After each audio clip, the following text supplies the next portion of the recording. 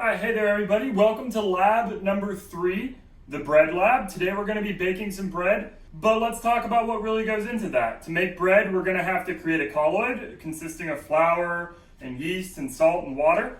We're going to have to basically be yeast farmers and make millions of little cells of yeast grow and thrive, and then we're going to put them in the oven and we're going to kill all that yeast, so some mass murder, and we're going to come out with some tasty bread. So let's go ahead and get started. Before we start, let's talk about what we're gonna need, get all of our stuff together and make sure we're ready to go. We're gonna have a large mixing bowl. I recommend going almost as large as you can. Not comically large, like 5-gallon bucket, but big enough where this bread is gonna grow and it's gonna expand, and we don't wanna use too small of a container and have it flow out of our container. You can't really use too big of a container, so get yourself a pretty hefty sized bowl. We're going to want a measuring cup for our water. We're going to be using a scale today. If you don't have a scale, I'll be using some imperial measurements such as cups. You can follow along with cups, but bread is really finicky on how you raise it or how you let it grow, or the ratios of water to flour and things like that. So it's really, really nice to have a scale for this lab. We're going to be using some yeast. I have mine in a container. You can also buy the little packets. They're more expensive. In the long run, like when it comes down to, you can buy a big container of yeast. It's not going to go bad, and it does really well. So I highly recommend, grab a bigger thing of yeast. This recipe's pretty good. You may make more bread, and yeast doesn't go bad, so you can just keep it in a good little container. We're going to be using all-purpose flour today. So we're not using bread flour. You may see at the grocery store when you're buying it, you may see bread flour. We're just going to be using all-purpose flour, which you can find. You probably have some already in your house, but if not, pretty cheap pickup. And then we also need some cling wrap to be able to store our bread or our bread dough once we're done. Now, to get things started off, we're going to be using 907 grams of flour. This recipe is going to make 3 or 4 loaves of bread. So if you want to make less, you can just cut my recipe down, and I'll link the recipe that I'm following in the description below.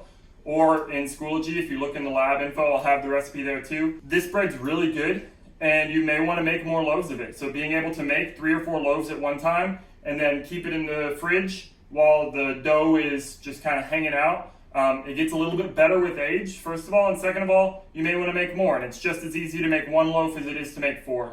So let's go ahead and get started with that. We need 907 grams of flour in this bowl.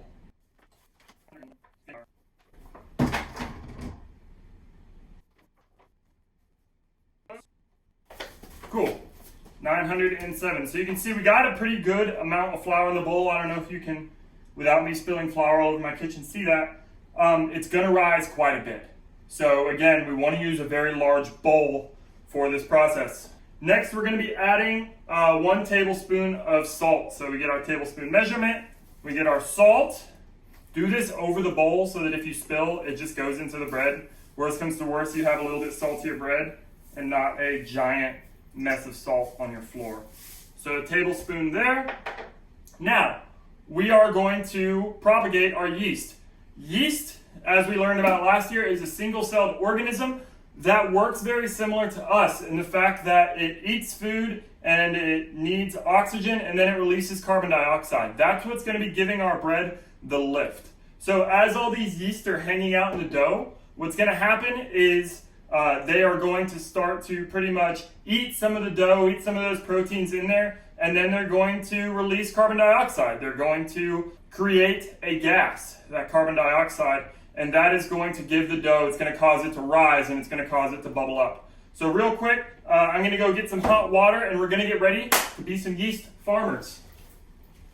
So what we're going to want to do, let me move this over to the side for us. What we're going to want is 680 grams of warm water. Now, if you have a thermometer, we're aiming for about 110 degrees Fahrenheit. If you don't have a thermometer, that's okay. It's pretty much going to be like hot tub temperature or like hot shower temperature. If we go too hot, then we're going to kill our yeast and the bread won't rise. But the heat helps kind of wake them up. Right now, they're in a dormant state in here. They're not really doing much. They're just hanging out. We need to kind of put them in a hot tub, warm them up a little, and then we're going to be mixing them into the water to allow them to start eating all that dough and eating all that good stuff and start to create that gas. So we're going to want 680 grams of warm water. Now, my water is actually a little too hot. I just measured, I used a kettle so I can see the temperature on there. It's about 140 degrees. So I'm just going to let that cool down just a bit here for a minute. And you can tell if it's too hot. If you feel the container and it's too hot, like if you're like, that's way too hot, then it's too hot for the yeast. We want it to be about hot tub temperature. So as we feel here, that's a little too hot. I can't keep my hand in there for long. So we're just going to let it cool down a little. I'll be back in just a minute while this water cools down. All right, my water's cooled down. Now it's time to farm some yeast. So we're going to take our yeast in our container, and we are aiming for 1.5 tablespoons of yeast. Now, the yeast, whenever they're in the dough, are going to multiply, and there's going to be a lot more yeast at the end than at the beginning, just because that's what they're doing. They are multiplying and creating carbon dioxide and causing all those bubbles to form. We're going to have our tablespoon measure, and we're going to go for 1.5 of these. 1.5 tablespoons. If you get it, if you have a 1/2 tablespoon, I lost mine. It's somewhere in the world. So if it's a little bit over, it's a little bit under, it doesn't matter too much. It's just that we need them to be in the hot water. So we're going to take a tablespoon and add it. And then we're going to go for like a 1/2 tablespoon, maybe a little more than that. That looks like a half right there. And we'll throw that in there. And then we're going to stir it up to really get that yeast nice and in the water. So right now, what's happening?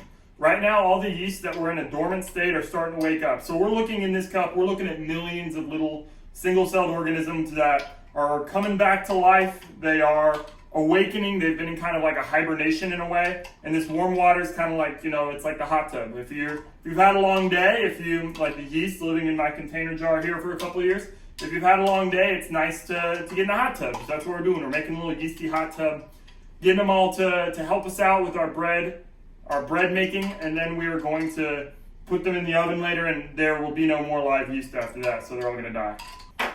So we have our yeast nice and mixed up in there, kind of this weird milky color, and now is where we're going to create a colloid. So we know from experience that a colloid is pretty much, in simple terms, it is a mixture.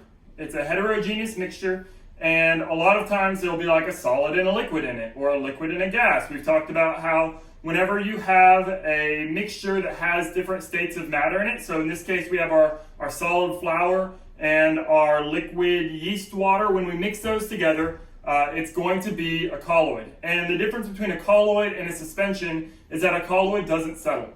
You can leave this dough in the fridge for up to a week, and it'll only get better, and it's never going to settle out. Whenever you pull it out, it's not gonna settle. You don't have to remix it up. You can just create the colloid and then let it sit. So let's go ahead and make a little bit of space here. And we're going to add our yeasty water into the mixture and then stir with our hands. This is a messy lab. You may want an apron, and you want to do it in a place where you can make a little bit of a mess and pretty easily clean it up, which luckily is usually a kitchen. So let's go ahead and add in our yeasty water, getting a good circular pour here. And then we're going to use our hands to create that colloidal mixture. We're going to use our hands. We want to just kind of lift, kind of a lifting motion. Bring it up. Your hands are going to get dirty. It's okay. It's just flour and water and yeast and salt. And we are creating our dough here.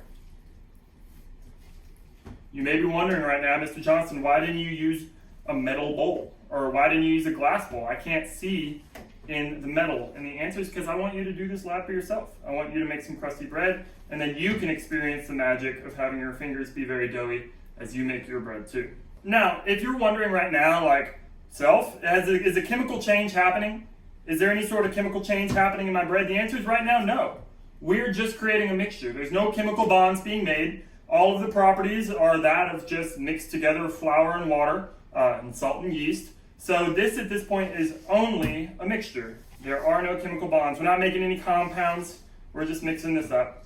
You're going to want to keep working it and kneading it until it loses its shagginess. Now, we're not talking like Shaggy from Scooby-Doo. Shaggy means kind of like, let me see if I can show you here, how we kind of have like these little droopy parts hanging off, and like it doesn't look uniform. It doesn't look like a colloid yet. We want to keep mixing and keep moving it around until it all has the exact same texture to it. Till it's just one big doughy mass. Scrape the sides with your fingers, get it all in. It's okay. Yes, your fingers are gross. You can see, but you know what? That's part of cooking. So you can see as we come forward, we're starting to get a little bit more uniform texture.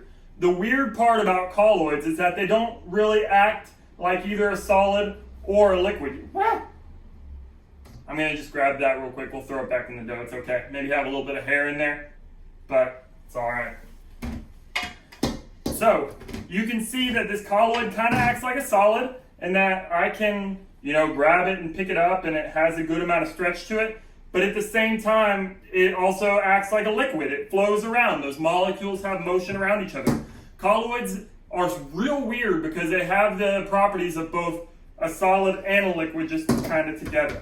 We are starting to get towards the shagginess has kind of disappeared. It's pretty uniform. It's pretty, texture is the same throughout. You can kind of squish it between your fingers, move it around. It's super sticky. That's good. We like it like that. But that yeast right now is just being fully mixed into our mixture here. It's starting to reproduce. It's starting to basically split itself where one splits into two, mitosis, like you learned last year. And pretty soon it's going to start creating all that great carbon dioxide, similar to how we breathe out carbon dioxide. That breath or that gas that the yeast lets out is going to be what gives our bread a good amount of lift to it. And we call that leavened bread. Whenever you use yeast for making a leavened bread, you may hear about that in Bible class. I'm going to take some time here to kind of scrape off my fingers, kind of slap the dough, get that dough onto one big mass here. We don't want it on my fingers. I'm not going to bake my fingers. So we want that dough, get as much off with your hands as you can. I'm happy with it. You can see, I'll pick it up here again real quick. Let's see if I can kind of scoop it up. It's very sticky. But you can see we have a pretty, lift. We got a pretty uniform texture in there. There's no clumps. We don't want any clumps. And we're just gonna let that chill out. Now, what we're gonna do is we're gonna cool down. We're gonna make this bread cool. We're gonna cool it for at least 2 hours. Now, if you leave your bread for longer, so you can put it in the fridge, and it will last up to a week. As it sits, the yeast will continue to multiply, and some will die, and more will multiply, and more will die, and it'll go back and forth. It'll get a tangier flavor, kind of a more sourdoughy flavor as time goes on. The minimum amount of time that you need to leave it in, to let it cool down is 2 hours, but you can cool it up to a week. I'm gonna wash my hands real quick, and then we will cool down this bread. All right, I guess I can take the cowboy hat off. We're no longer yeast farmers. They are now on their way to maturing all on their own. We are going to take our cling wrap here, and we're going to want to cover the bread. The reason why we're doing this is we're making sure, and you can watch Mr. Johnston have terrible cling wrap skills, but the reason why we're doing this is we don't want our bread to dry out. We don't want any evaporation to happen. Remember, we mixed in that warm water, so some of that water may try to turn into a water vapor. And we don't really want that to happen, so we're going to put this saran wrap on it, or this cling wrap, to make sure that it stays nice and in the bowl. Also, if we accidentally use too small of a bowl, or if we start to have a little bit of growth happen, which we're gonna, but if it starts to get too big, the saran wrap will act as kind of a barrier to make sure that we don't grow out of our container. This acts as a little protection to make sure that we don't have too much growth. We don't want it to be overflowing, fill our fridge with dough. Now, we want to make our bread dough cool. No, not that kind of cool. We need to put it in the fridge. So we put our dough into the fridge, and we're going to leave it here for 2 hours minimum, up to a week. Okay, so we've waited about 2 hours for our dough to rise. As you can see when I hold it up, you can see that our dough has expanded quite a bit. It's now taking up almost the entirety of the bowl. It's almost up to the saran wrap, but not quite. If yours is expanded up to the saran wrap, that's okay. If it's a little bit lower, that's okay. It tends to kind of rise and deflate depending on the temperature of your house. And bakers, when they're baking bread, actually really have to be cognizant, or really have to be aware of what's going on in terms of temperature outside, because humid days can affect how your bread rises. Hot days can affect how your bread rises. The temperature of your house affects how the bread rises. It's a really delicate process, and it has a ton of variables that can change how your bread is able to rise and how alive those yeast are and how much gas they're producing. Now, what we're going to be doing is we're going to allow the bread to come to room temperature and to rise on the sheet. We're going to want to go ahead and take the saran wrap off of our dough. and we're going to form our loaves. If you remember earlier, our dough is going to be very sticky. It's going to be hard to get off of our hands, and we can solve that issue in a few different ways. We can use cooking spray and spray our hands so that our hands don't stick, or you can use olive oil. You can use almost anything that's going to provide an oily surface on your hands to pick up the dough, and that'll be very beneficial. I'm going to take a minute to spray my hands with non-stick cooking spray just so that I can grab chunks pretty easy. The size that we're going to be pulling out is roughly the size of a softball or a grapefruit, and this is going to be our loaf of bread. Grab myself a pretty good chunk. Try to kind of tear it apart here. You can see we got all that gluten coming, and we're going for about the size of a softball. Now, what I'm doing is I'm pulling the dough downward and making it into a ball with a smooth surface on top. So as I'm forming that bread, we're moving it down. And then we can go ahead and just put it on our cooking surface. When you put it on your baking sheet, spray your sheet down with oil first, or if you have a non-stick mat, you can use a non-stick mat.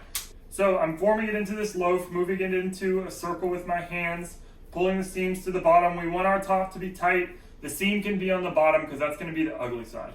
So we're going to go ahead and slap that down on our baking sheet and allow it to just sit there. You have enough dough left for about one more loaf. I would recommend putting this back in the fridge and leaving it for a few days. You can then tell or taste the difference between a little bit older bread and a little bit newer bread. And the older bread should have a little bit more of a tangy taste, a little bit more of a sourdough flavor to it, which a lot of people really like. It's been 30 minutes since we first pulled the bread out and formed it into the boules to rise a little bit more with the saran wrap on it. Now we're going to preheat our oven to 450 degrees. Let's talk about a few different methods we have to bake this bread and how it's going to affect our outcome. Our first method, and personally my favorite, and the one that I think works the best, is using a Dutch oven. A Dutch oven is a cast iron pot that we can use to bake bread into. So we have a lid, and it's just a nice heavy container that we can put a good loaf of bread in.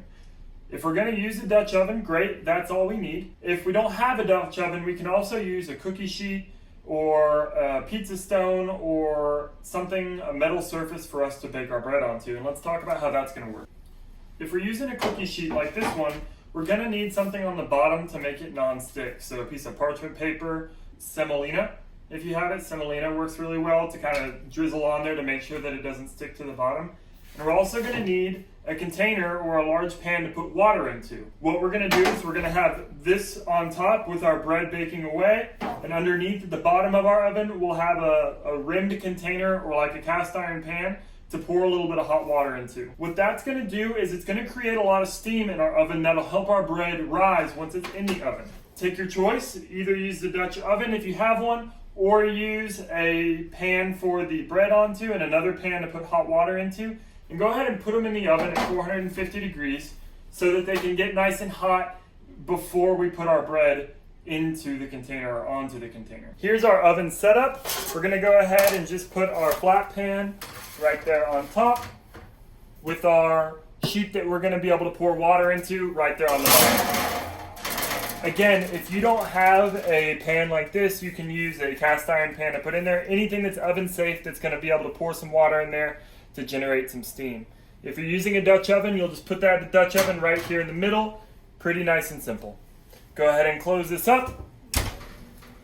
And we're going to preheat our oven on bake to 450 degrees start. All right, we are ready to get this bread into the oven. I have my oven preheated. It's at 450. It's been 30 minutes. I have both a pan and a Dutch oven in the oven right now because I'm going to be cooking with both. So let's go ahead and get this bread into our oven. So we're going to need an oven mitt. We're going to pop out our oven, and I'm going to do the Dutch oven first and how to do it with the Dutch oven.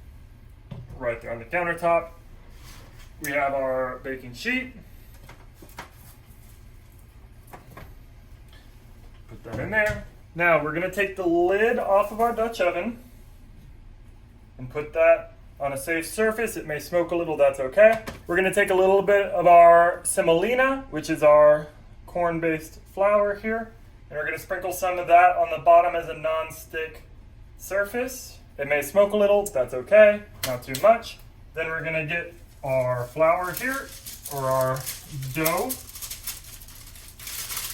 Pick it up, give it a little bit of shaping right before we put it in. And what we're going to be doing is we're going to be using a sharp knife to just cut a solid slice in the middle.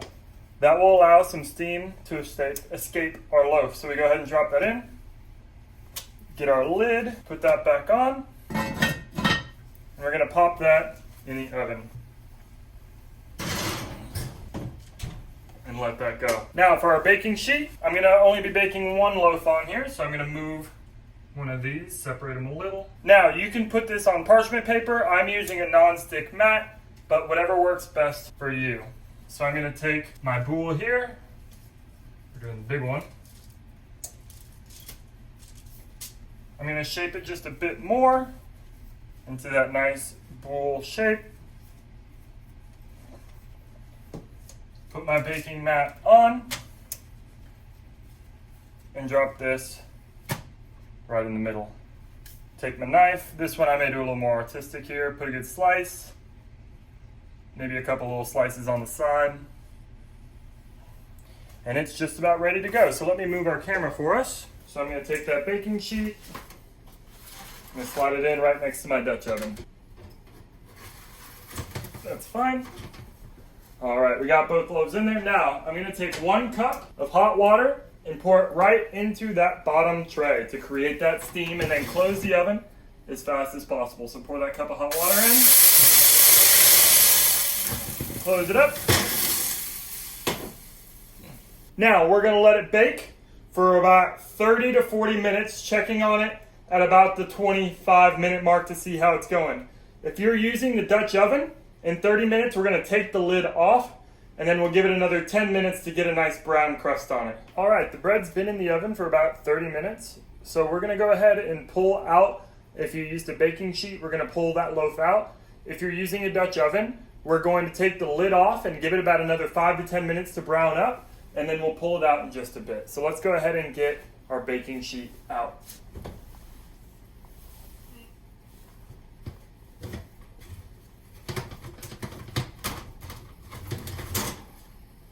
We're going to take the lid off the Dutch oven and give that about another 5 to 10 minutes. The bread may look done, but it's not fully cooled yet. So we're going to want to let the bread sit for about 20 to 30 minutes to cool down. So 10 minutes after I pulled out my baking sheet loaf, I went ahead and pulled out my Dutch oven loaf, and it's right here. It's still cooling, so I'm not going to touch it too much. You may hear some cracking. That's just the bread starting to contract again after it's really heated up. So let's go ahead and take a look at our piece of bread. I'm going to bring it closer to the camera. So we notice a few different things about it. I want you to think about what signs are there that there was a chemical change. What do we notice about the bread, or what did we have happen in our house that makes us think that baking bread was a chemical change? The bread is still considered a colloid because there is still some water in here. And on top of that, now we have all these gas bubbles in there that we'll be able to see whenever we cut it open later. Thanks for watching lab number 3 of Cooking with Chemistry. If you want more step-by-step instructions written down, or you just want to use the recipe, I've linked it in the comments below. That may make things a little bit clearer. Otherwise, enjoy your bread, put some butter on there, and I'll see you next time.